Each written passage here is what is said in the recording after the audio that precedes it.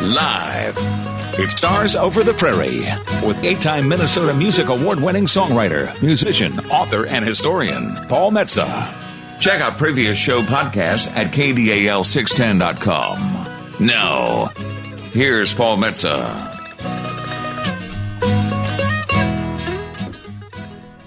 There we go. Good morning, ladies and gentlemen. This is Paul Metsa, your host for Stars Over the Prairie, airing every Saturday. Now we move to our new time slot, 11 a.m. to noon, on KDAL. The Big K, 1039 and 610 a.m. There we go. I'm a little slow here this morning. Hey, I've been there. You know what?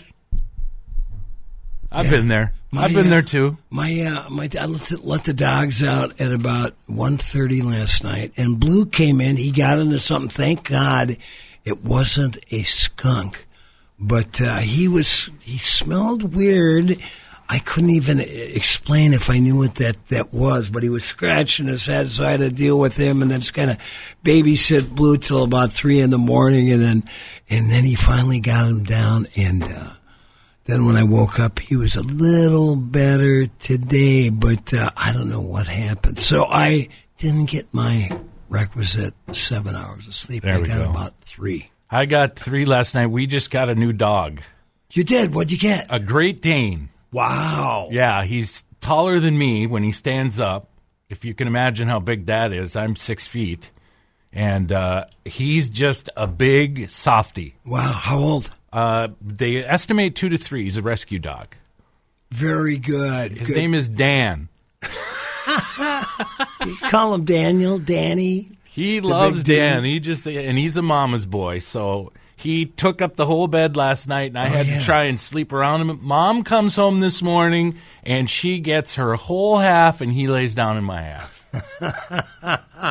Well, you are just maybe out on the street here soon, but that's what I'm thinking. I'm all for people that rescue dogs. I'm a big rescue dog guy. I've done a couple of gigs up here for Animal Allies, who do a great job. They're out there by the airport, and they've always got dogs and cats available to both foster and adopt. So go to the Animal Allies. I think it's Animal Allies. Animal Allies, and then there's the Douglas County one, and there's also PJ's in Hermantown. And I know PJ's has an overabundance of dogs. They've stopped taking dogs in because they need people to help them out with the dogs they have right now. Well, and a lot of times with the the tragic floods and tornadoes and hurricanes that cause damage and a lot of the southern states, we get a lot of dogs from the southern part of the country. And that's where I got both of mine. And I got my last dog. Blue came from Alabama, originally named Highway because that's where they found him on a highway. All right. But what a beautiful week it's been. Chris, what have you been doing all week? Well, we got the dog the other day. I got to meet family for the first time. So I met my fiance's brother and his 2 sons. And then I also got to meet aunts, uncles, and dad and everything. Cool. It went really well. They were very surprised and impressed I did radio. So are they? I'm sure some of them have heard you over the years, heard those dulcet tones of Chris Allen. They have not. They're in Arizona. Oh, okay. Well, the funny part is our whole entire family lives right around each other in Arizona. All right around Phoenix. Cool. Yeah. Well, good for that. I hope it goes really well until the end of your time with your lovely gal. Thank you. Hey, if it is your birthday today, July 19th, you share it with some interesting folks. Samuel Colt, who invented the Colt 6-shooter, was born in 1814. He was an American industrialist and inventor. Born in Hartford, Connecticut, passed away in 1862. For you art lovers out there, and who doesn't love beautiful visual art in all styles, Edgar Davis was born in Paris in 1934. He was a master impressionist, also a sculptor, passed away in 1917. Lizzie Borden, the lady that gave her mother 40 whacks, Was born in 1860 in Massachusetts. She was actually acquitted of that. Yeah, there's all kinds of stories that surround that. Some very seedy, but they never could really prove that she did it. Now, Chris, I know you do a lot of paranormal studying, and you go around and you get images and the like. Yeah. Very fascinating. Now this is a little dark for Saturday morning, but have you ever been in any spaces where there's been a murder? I have been in spaces where, yes, I have.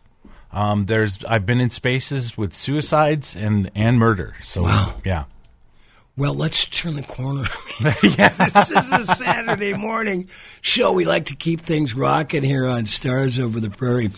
One more big birthday today, and I bet, Chris, he's your guy, Brian May of Queen. Yeah. Who's also an astrophysicist and was knighted by the Queen, is turned 78 years old today. You know, his guitar is made out of, I want to say it's either a fireplace or a shelf, but I think the fireplace is right. His father made it, and I think they were redoing the fireplace, so his dad made him a guitar out of the fireplace. I knew you would know more about Brian May than I did, and that's why we mentioned him on the birthday. Yeah. So if it's your birthday today, happy birthday. We got a great show today. We're going to replay a little bit of the interview we did last week with Jeff Harrison, who I tracked down through a guy named Richard Thomas at the Duluth Reader, who found the legendary 1948 Lead Belly house party tape that was recorded in Minneapolis the day after Lead Belly did a show at Northrop Auditorium. He only lived for one more year, did a little 6-song recording session down in Texas, but this was a long 40-song afternoon that I stumbled on when I was reading the book called The Life and Legacy of Lead Belly by Charles Wolfe.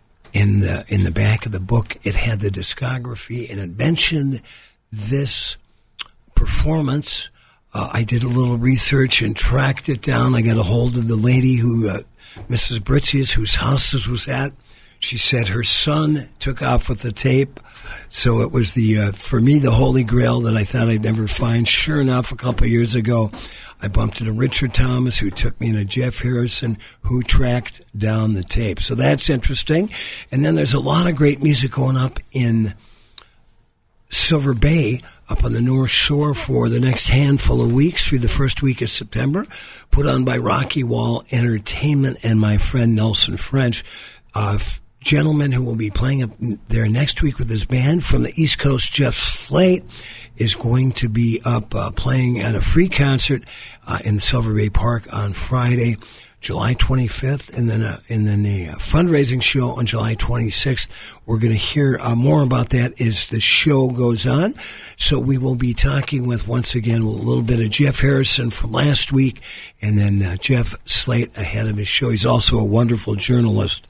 I'll tell you a little bit about before we chat with him, but his work has appeared in Rolling Stone, the Wall Street Journal, the New Yorker, and others, and he's interviewed over the years such great musicians as Roger McGuinn, Brian Wilson, Jimmy Page, David Crosby, Steve Jones of the Sex Pistols, and actually that piece in the Wall Street Journal, he interviewed Duluth and Hibbing's own Bob Dylan. Wow. Yeah, very interesting guy, interesting story. But let's go back and finish up the interview from last week with Jeff Harrison, where we left it off. They had Jeff had tracked down this 1948 party tape of Lead Belly playing in a living room in the Kenwood area of Minneapolis. And once he got his hands on the tape, it was humid or something like that. I think you guys were discussing, and you were worried about the how it was going to come off when you played it. Well, and it's a matter of what you have to do with old magnetic tapes is you have to bake them, actually put them in an oven at 175 degrees, and that's where we pick up this conversation. Then they have to put it in an oven at 170 degrees for I don't know how long, and that helps them unstick. You know, when Jeff, the first time I heard about baking tapes, I said, "You've got to be kidding me." That's what I thought. Put a tape in an oven and turn it up to 175. I don't think so. But anyway, keep going. So anyway, and she said she'd had tapes that she was digitizing, and they would rain their iron oxide particles off the tape as they were being digitized. So anyway, I had my fingers crossed, but when she got to the tape on Monday, she didn't have to do anything with it. It was just fine. There was maybe 15 seconds at the beginning that were kind of crinkled, but she wasn't going to do anything about that. She spent all day and she did 6 different versions of it with different tape heads and different techniques. And she sent me an MP3 to preview, and it sounded better than the CD. Right. To go back a little bit, we have a friend in Duluth whose significant other is Richard Thomas. And we were visiting with them in Duluth, and I told him my tale, and he thought it was interesting, and he's been pursuing doing an article on it since. He also told me that he knew someone who considered this the Holy Grail, and that was a mystery to me for quite a while, until I got to talk to you. Anyway, I told him that Ken had a letter from Leadbelly and a picture. Ken's dad had given Leadbelly a cowboy shirt, and Leadbelly had thanked him, but he said, gee, it's the wrong color. So Ken's dad got him the right color and had sent a thank you note from New York City on northern Minnesota stationery. Yeah, it was from like Hotel Pokegama or something. Yep, that was it. Exactly. And it was in Leadbelly's characteristic green fountain pen ink. So I mentioned to Richard about Ken. Oh, Ken had sent me the letter and picture to try to see if they were worth anything. Well, I got to jump in here for a second, Jeff, because what really the other part of this amazing journey was that stationery from, I'm going to say, Hotel Pokegama. It was a resort on Pokegama Lake. Was that it's curious how Leadbelly, how he ended up in Grand Rapids, which is where Pokegama is, which is another mystery which we might never know. But anyway, back to Jeff. Anyway, so Leadbelly isn't around anymore. He didn't exactly sign autographs, so his signature and his writing is a little sparse on the landscape. So I figured, just looking online, that the letter had to be worth, at least $500 and probably over $1,000. So I sent it back to Ken, letting him know that. But then he turned around and gave it to the owner of Boo Boo Records, Mike White. Boo Boo Records in Pismo Beach, California, where Ken used to get his CDs. I had not gotten in touch with Mike White, but Richard Thomas did. Ken actually answered the phone for Richard, and then Richard called Mike White. And Mike White sent him a picture of the letter and the picture, which showed Leadbelly wearing a cowboy hat. And his niece still has the cowboy hat as one of his relics. She also has Leadbelly's guitar, the one that what's his face from Nirvana tried to buy for $1 million. Yeah, and there's one at I don't know if that's which one it is, but when I was at the Rock and Roll Hall of Fame in 1996, they do have one of Leadbelly's 12 strings, still a 12 string, which was the 12 string. I've got about a mid-60s still a 12 string that I play in Leadbelly's honor. Not as well as he did, but I do my best. That might have been on loan from Leadbelly's niece. I don't know. But anyway. What happened to the letter then? Well, Ken gave it to Mike White. Okay. Don't ask me why. Well, I contacted Mike White, and I told him the story, and he thought Ken had given it to him to sell for Ken. But Ken had always told me that he just gave it to Mike White, and I got in touch with Ken again, and yes, he had given it to Mike White. So I let Mike White know that, yeah, Ken gave it to him, it's his. But in that first phone call, I had suggested maybe we could donate that to Leadbelly's family, and he thought that was a good idea. But since then, he's ghosted me, so I assume he just wants to hang on to it, or he sold it, one or the other. So carrying on, after I got the MP3 from Reel to Reel Haven, they wanted to mail the tape and a thumb drive with the WAV files at Christmas time. And I said, just hang on to them until after New Year's, okay? Well, in the meantime, before I started this, Nathan Georgitis had sent me the proof, and he had a picture of the tape. And my whole blurb was talking about how the tape had been missing forever. So I sent back, you really have to explain why there's a picture of the tape box. Right. And he didn't send that to me to proof. And when the article came out, he got it all wrong. He had the Leadbelly estate helping get it digitized. He didn't mention Reel to Reel at all. And he didn't mention Helen's name. And anyway, I made the mistake of telling O'Connor at Reel to Reel, and he got all huffy because he blamed me for this getting wrong. I had never signed on to publicize for them. I just said I'd give them a review. Right. So rather than sending me the material, he hung on to it and hung on to it. Oh, man. And after about 3.5 weeks, I got in touch with him and was a little bit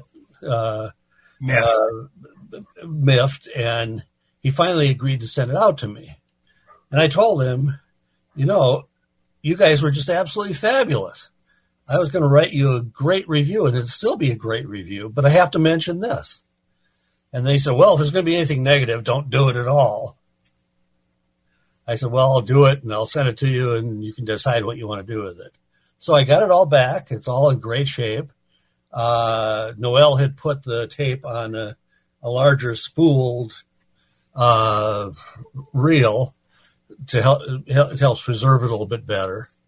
I haven't decided what to do with the WAV files yet. I think I'm probably going to give them to Leadbelly's niece, and with the proviso that if she can get them recorded, like in a CD or vinyl, that any funds should go to her or the Leadbelly estate.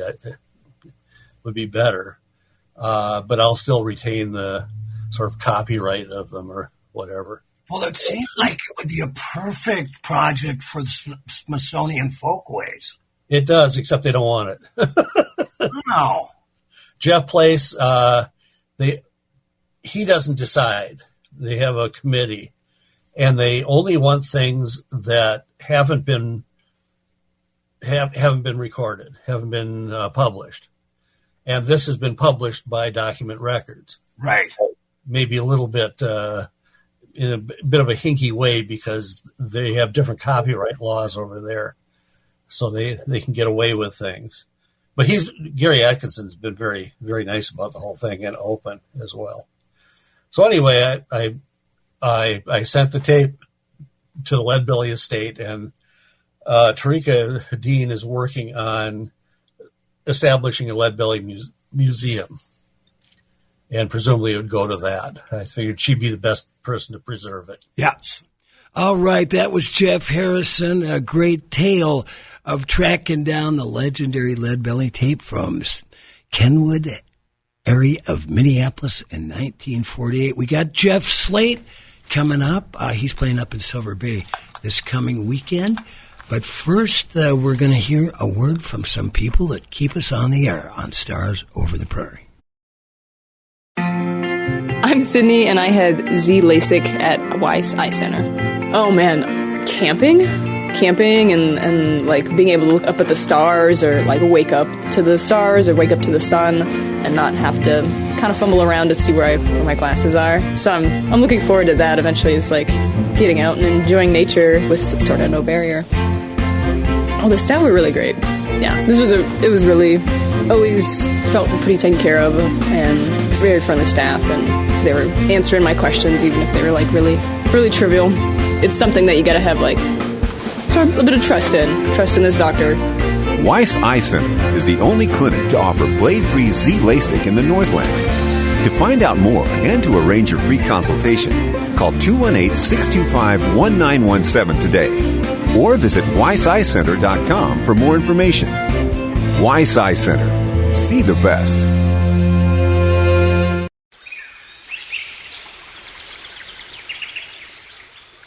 Gray Wolf Lodge, located on gorgeous Pelican Lake in beautiful Orr, is the great getaway in northern Minnesota.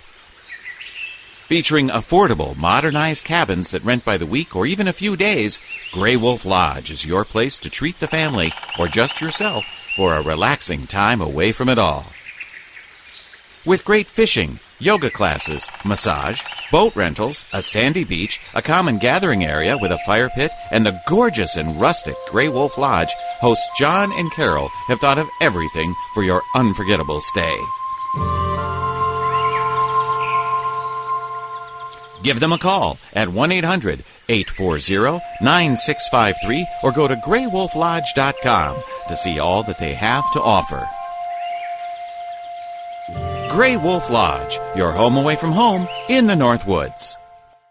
Stars, stars, over the prairie, KDL Radio. And now, here's Paul Metsa. We are grooving along to Jeff Slate here, who is the next person we will be chatting with. As a little bit of his music. He's playing up in Silver Bay this Friday and Saturday night. Once again, he's just got a wonderful resume. As a music journalist, he's written for Rolling Stone, Guitar Player magazine, interviewed Bobby Dylan for the Wall Street Journal, written the New Yorker, and more. He's also one of the resident music journalists at Esquire.com, along with my buddy Charlie Pierce, who does the politics. He has interviewed musicians like Roger McGuinn, Brian Wilson, Jimmy Page, David Crosby, Stephen Jones of the Sex Pistols, and more. It's quite an introduction. Thank you very much. I appreciate it. Well, I've been reading your stuff for a long time. You've really been able to touch the hem of several different garments over the years. Well, as have you. I mean, we're very lucky guys to be able to do what we do. Absolutely. When you were starting before you started your writing career, were you like heavy duty book reader? Did you read the newspaper? Were you reading the Rolling Stone record reviews, or where did that interest come for a young Jeff Slate? Well, I was born in '67, so I came up in the 70s, 80s, and had older brothers and sisters who were very into rock and roll, and so I always had a keen interest in history and journalism. Generally, our family was very sort of politically active and into those things. So it was, in the water, so to speak, in our household. But, when I was a young kid, it was the golden age of rock journalism. Yeah. And so any records that I was discovering, either through my brothers and sisters or, on my own, I was able to supplement that the way kids do now, I guess, with YouTube and social media. The only thing we had was sort of Cream and Rolling Stone and, right. That kind of thing. And fortunately, my local newsstand, we had a really good newsstand in my hometown that also would have like Melody Maker and New Musical Express and things like that. So it was a really good mixture of writing that I was getting. And so, I love words. I mean, I'm a lyricist predominantly. I'm a musician, obviously, and a songwriter and all these other things. But I think anybody who has an interest in words, it's endless. It can be historical biography, it can be a classic fiction, it can be and sort of anything in between. And I think that's any good writing interests me, right? Right. So but when I was a kid growing up, music was it. That was this thing that sort of drove my world. It informed, who I was becoming as a young adult. And, I was modeling, what tidbits we could get about these guys were, sort of inspiring to me about how to live life. And, not that these are good things, but, how to do things. And so, and then I started to go to see shows at a very young age because of my brothers and sisters. I got to see Miles and the Kinks and the Who and, the Clash very early on and bands like that. Where did you see the Clash? I saw, the first show I saw was at Bonds, which is one of the famous shows in Times Square. That's the legendary 5 nights. It was a legendary show, and they were there. I think they ended up doing 17 dates that month. So, what are you, like 12 years old? I think I was 13. I want to say, Good for you. Maybe 14. Yeah. And that changed my life. I had already seen at that point. I think I'd seen Miles. I'd certainly seen the Kinks. I probably saw the Who around the same time. It was a lot going on in that late 70s, early 80s period. It was before the 80s and MTV kind of really took hold and changed everything. I saw a lot of bands in clubs and arenas and outdoors and all kinds of places. So, but seeing the Clash was certainly a formative experience. I've actually have a compilation, I think, from that run of shows in my record collection. But what I was going to say, because a kid that went out to New York with my parents in '63, and then actually started going out there in the early '80s. If you went to Bonds in Times Square when you're 13 years old, that's when Times Square was Times Square. Well, the thing about it was I didn't think of it in those terms. In retrospect, I do. But my brother-in-law and my sister lived 2 blocks from Times Square. Wow. So Times Square was just a place to me. I knew it was certainly different than where I was growing up, but to me it was really exciting. And, there were, you could go, there were a couple of record stores, and you probably remember this on Broadway, just above Times Square. There's Colony Records. And then about 2 blocks above that, I can't remember the name of the store, but there was another record store that was just wall-to-wall hip-hop records. Now, this was sort of 80, 81, 82. Right. So for a kid from Connecticut, we weren't hearing that or getting that. Right. So to just kind of be exposed to that. I was lucky. I got to meet the guys in the Clash, and I formed some friendships in that band and within that circle that, I still have maintained to this day. And, they were just soaking it all up too. So they would recommend stuff. I still, somewhere in the apartment here, I need to find it. I have a mixtape Joe Strummer gave me one time. It's like, wow. It was not like today where there were so many barriers. These guys were accessible. And maybe the Clash were a little bit different than anybody else, but you would, back then I remember, you'd see Keith Richards walking on the street and they were approachable. It wasn't like, everybody wasn't in a limousine with their publicist, the way they are today. So it was a really exciting time. And I got bit. I got bit by the bug. I mean, I knew I wanted to live in New York City from the time I was probably 8 or 9 years old. I was taking the train or the bus by myself at like 8 or 9 years old. And by, 12, 13, 14, I was hitchhiking here. So, don't tell my mom. But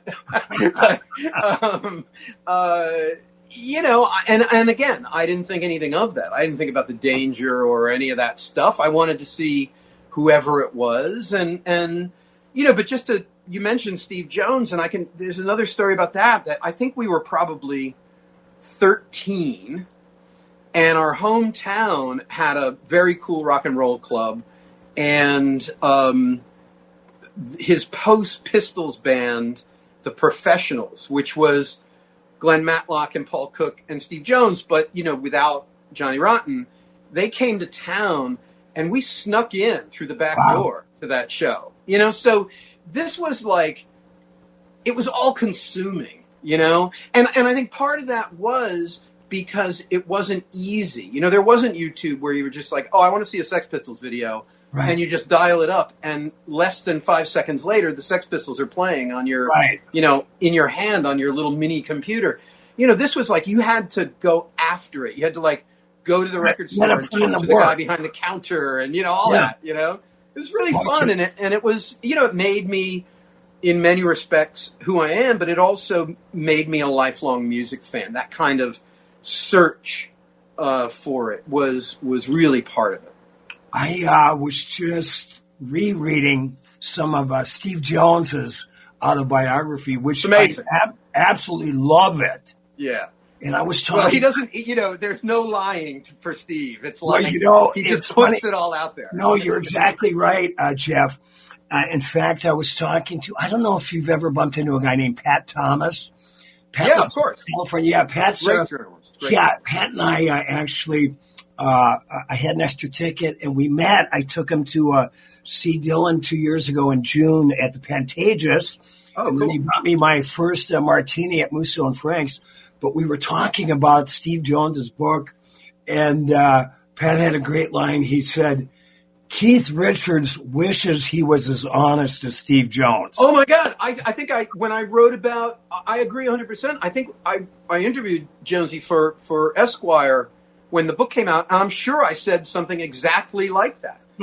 Because Steve is like the real rock and roll pirate. It's not a put on. It's not a fashion statement. It's like he's been to jail more times than probably Keith could count. So, and the great thing is, I've maintained a friendship with Steve over the years, and he's, in later life, he's like the gentlest, sweetest, nicest guy in the world. And back in the 80s when we would cross paths, he was always a nice guy, but he was a mess, kind of everybody. So, the trajectory of the guys who have survived and that I've been able to maintain relationships with has been, really a pleasure to see, and a model. It's like, a little bit of sobriety and a little bit of meditation will go a long way. Yeah. Now, is he still DJing out in Los Angeles? No. He's moved.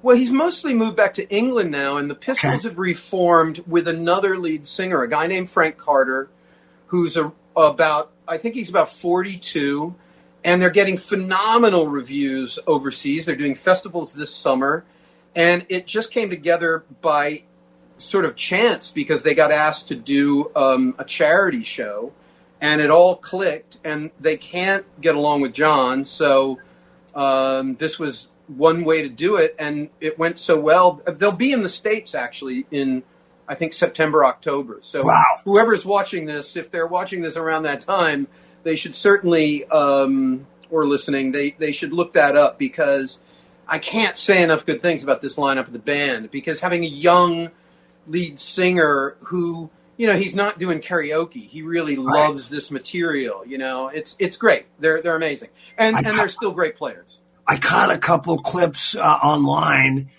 just a few days ago, and I was knocked out. Yeah, at how good it is. Yeah, everybody. I think when they announced it, and look, Jonesy and Matlock in particular are friends. So you wish them well, but you also are a little bit like, oh no.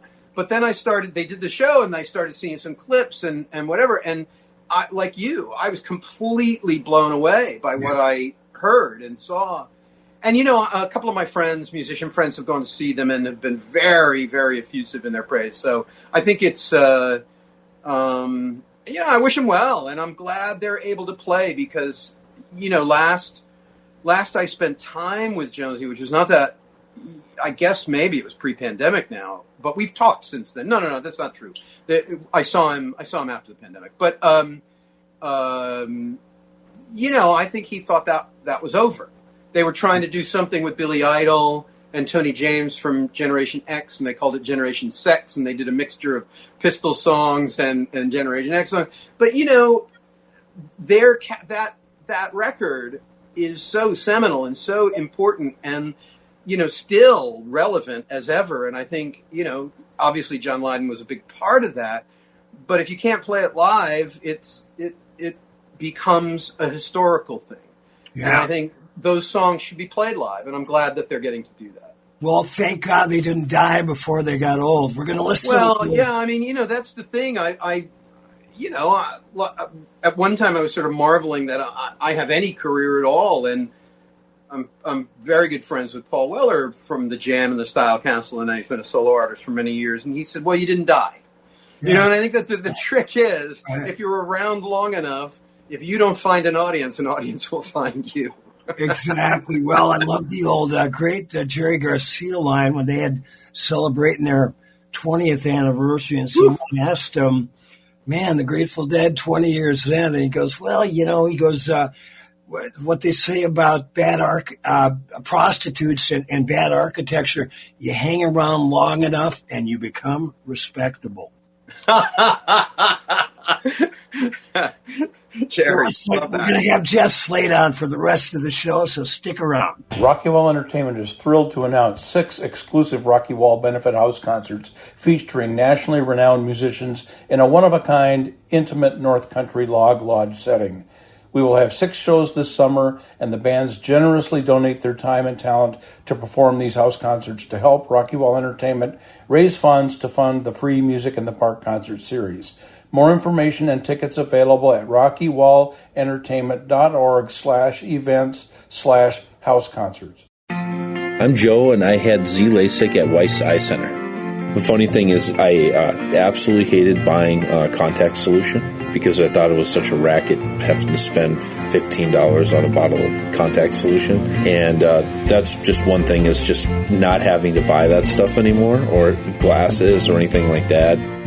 For me, it's mainly just I like to hunt and fish and everything, and not having to bring that stuff along, especially in the winter when I go ice fishing and stuff. It gets a pain when I get to the end of the day taking my contacts out, and then if a rattle reel goes off in the middle of the night, I'm fumbling for my glasses to try and catch a fish. Weiss Eye Center is the only clinic to offer blade-free Z LASIK in the Northland. To find out more and to arrange your free consultation, call 218-625-1917 today, or visit weisseyecenter.com for more information. Weiss Eye Center. See the best. Hey, yo, how's she going? Don't you know, this is Steve Solkola, and you're listening to Stars Over the Prairie with Paul Metsa, 610 AM, 103.9 FM on KDAL. Jeff, we've got to talk. You've had such a fascinating life as a journalist, but the one that, of course, jumps out at anybody listening to this or reading about you from Minnesota goes, what was it like interviewing Bob Dylan in 2022 for the Wall Street Journal? It's about as cool as it gets, dude. It's about as cool as it gets. Look, like anybody, I came to writing when the music business changed in the 2000s, and I had young kids and I couldn't go on the road. And, I thought, well, how else can I be in this world, but maybe, come up with a different angle. So I started writing. And so, I think from very early on, Bob Dylan was on my radar. But of course, he doesn't do many interviews, and it didn't seem like a possibility. But I've gotten to be friends with the people in his office over the years, and I would always kind of pitch it as an idea. And that time it happened. He was promoting the philosophy of modern song, and you have to do an interview to promote a book like that. And so I got the lucky nod, which still blows my mind. And I love that book too, by the way. Yeah. An amazing book, which made the interview really easy because I didn't have to ask questions about Bob. It was about, the songs and the technology and how he heard those songs and what they meant to him and sort of his philosophy with regard to what makes a great song and why they're lasting and things like that. I think that was, part of the reason is, his people and Bob too at a certain point realized that was what the questions were going to be about. So I was going to ask him like how he wrote Blowin' in the Wind or, whatever people want to ask him. But, what I found was a guy who was very plugged into our world, who's very, very funny, who knows what's going on, has a lot of opinions, and is, he was early 80s at the time, but he did not seem to be a guy in his early 80s. He seemed very young, he's very vibrant and very interested in the world around him. And, that's part of his thing is he's super perceptive and he's super into what's going on in the world and notices things. He has that writer's eye. So, I think that was my takeaway. But, the actual interview part of it, it's now been long enough that I almost can't, it's almost like it happened to somebody else. Right. I almost can't believe that happened. People ask me about it and I'm like, I don't even know how to answer because it just doesn't even seem real sometimes. It's Bob Dylan. It's not like, I've interviewed, like you said, almost everybody, right? But there's sort of Bob Dylan and then everybody else. It really is that way. So where did the interview take place? It was digital, sort of similar to what we're doing. Okay. What we're doing now. But I always joke about this that there are my NDA has an NDA.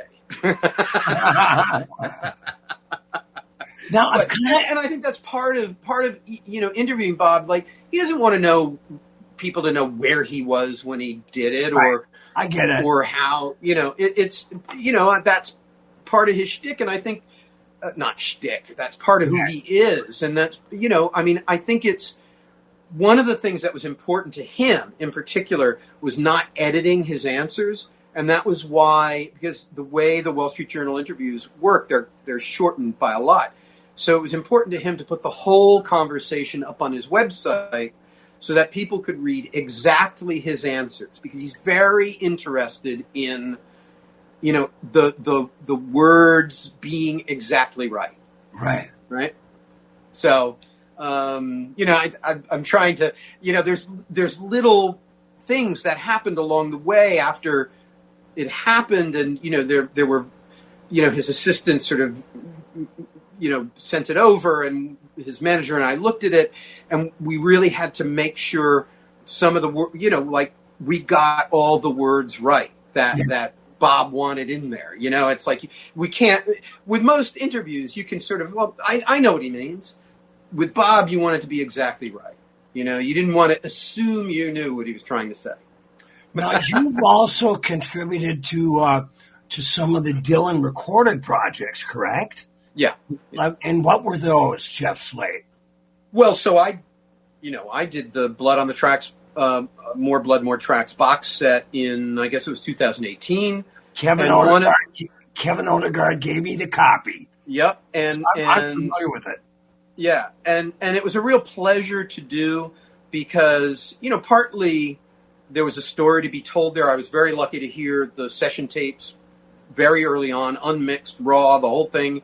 And I think I really wanted to tell that story of the making of the record, which was never really correct and didn't give the Minnesota guys their due.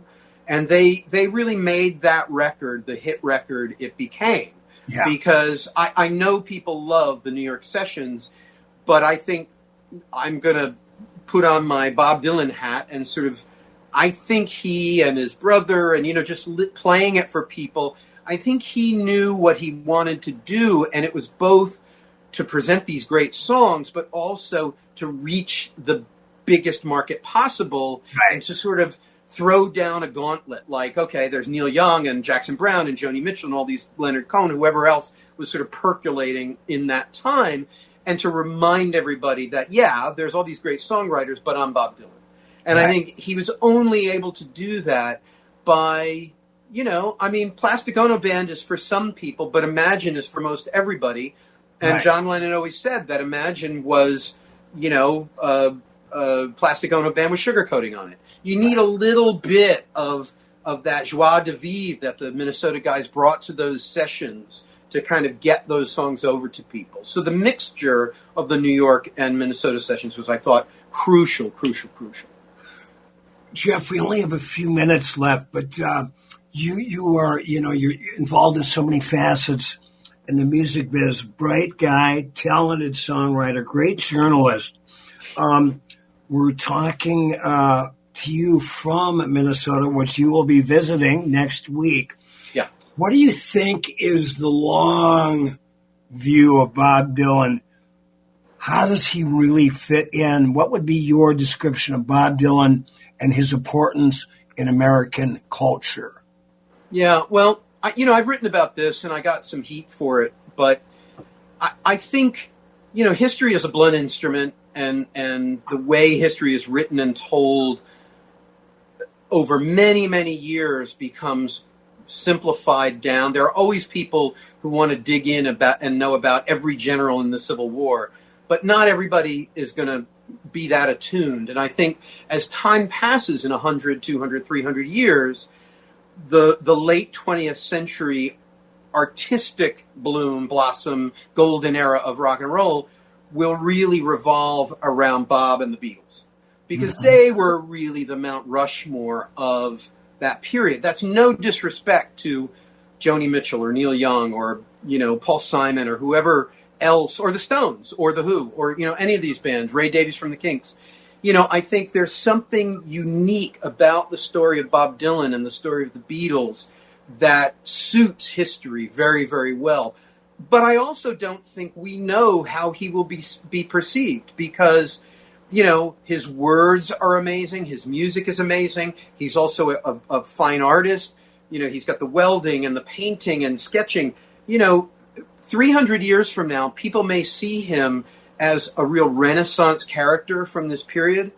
We don't know. And I don't think it's for us to kind of tell. I think that's for, people back in Grant's day saw him as a failure as a president and a drunk.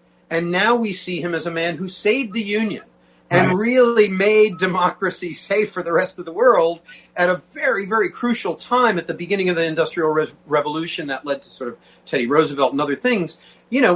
People in that period, when there were all the scandals during the Grant administration, would not have seen that. They wouldn't have been able to really see that as clearly. So I don't think we know how Bob Dylan will be seen, but I think we can guess that he has so many facets, and the level of creativity has been so consistently high over such a long period of time that I think history will see him as, one of the real giants of the age.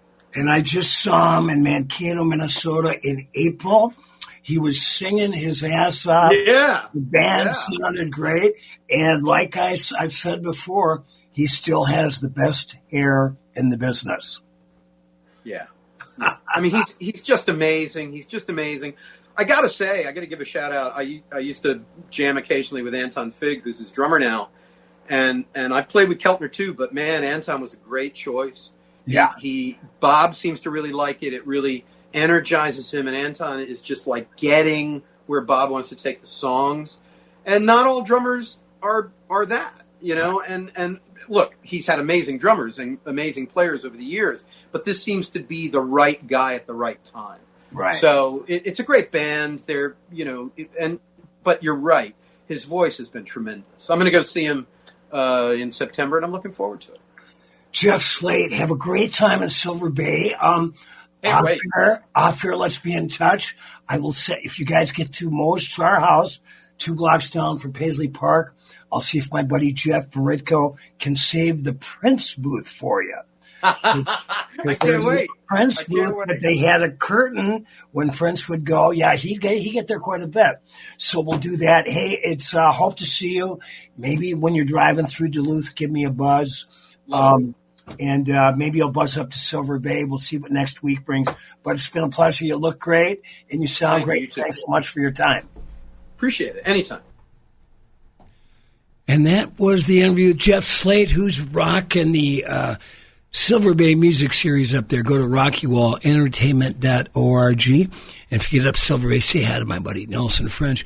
We appreciate you listening to Stars Over the Prairie. Hey, every Friday night, you'll find Paul Metsa and the Tilttown Titanettes at the coolest Irish pub in town, Carmody's Irish Pub at 308 East Superior Street. We had a great gig last night. We're learning new songs every week, and it's really coming along with the Tilttown Titanettes, Macy Orr, and Oliver Jane.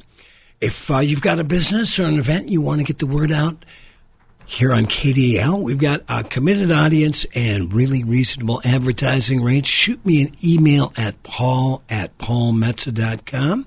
If you're looking for my books and records, just go to paulandpaulmetsa.com. Wherever they sell books and records, you'll probably find something that I've either written or recorded. Working on a new record coming out soon called Songs of Resistance and Respect. I'll be letting you know all about that. So enjoyed this afternoon with you, Chris. Have a beautiful day. Good luck with Danny, the new dog. Thank you.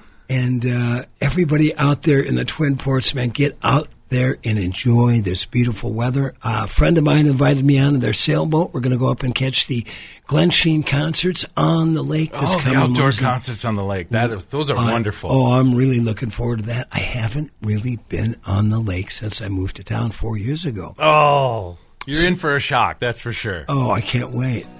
So anyway, once again, thanks for listening. Everybody be good out there. Be nice to each other.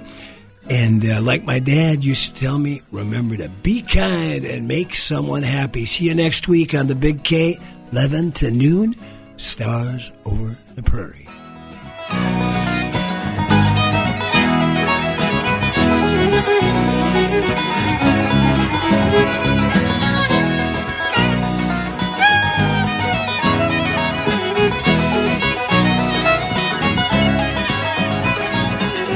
I wish I could see stars over the prairie, stars over the prairie tonight. And I wish I could see stars over the prairie, stars over the prairie tonight. And I wish I could see